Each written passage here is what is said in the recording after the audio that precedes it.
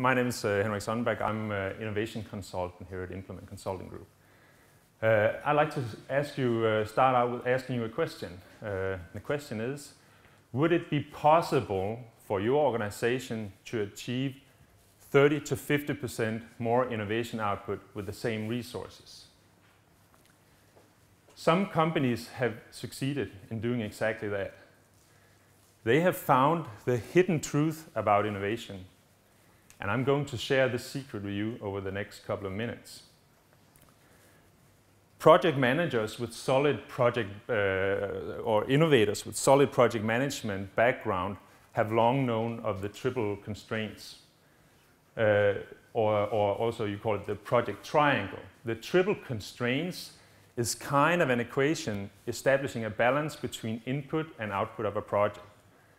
So for instance, if you reduce resources in a project, or if you reduce time, which is also a resource, you would also automatically reduce the output quality of a project.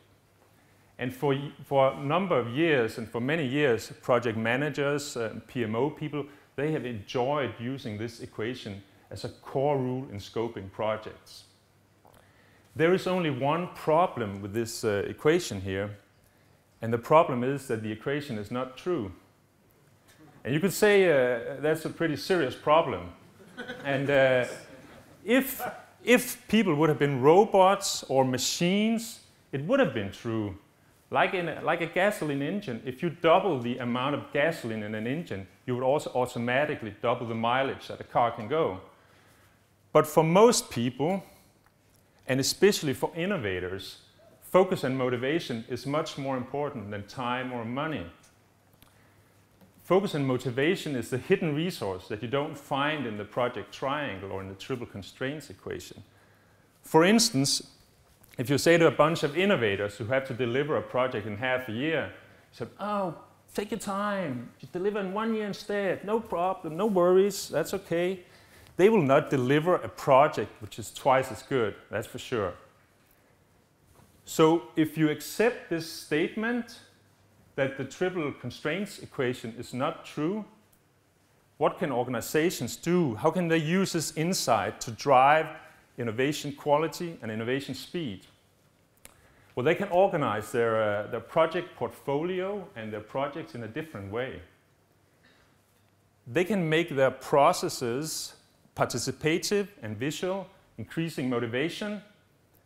Visual planning, for instance, forces everybody in a team to see what others do and to see the complete picture.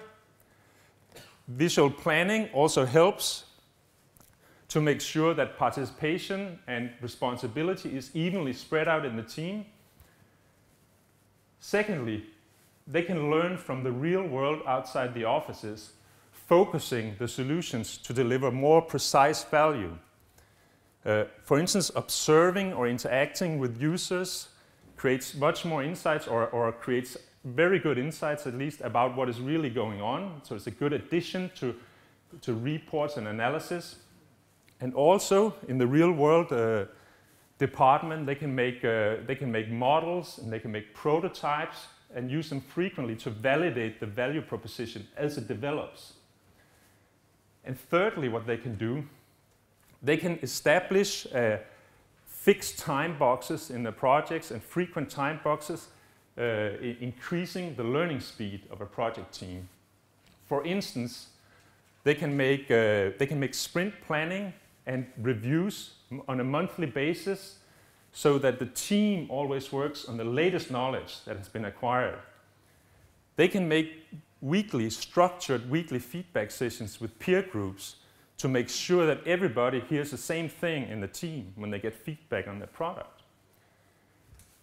Following these principles, development organizations, they can deliver 30 to 50% more innovation output with the same resources. That is the hidden truth about innovation. Thank you.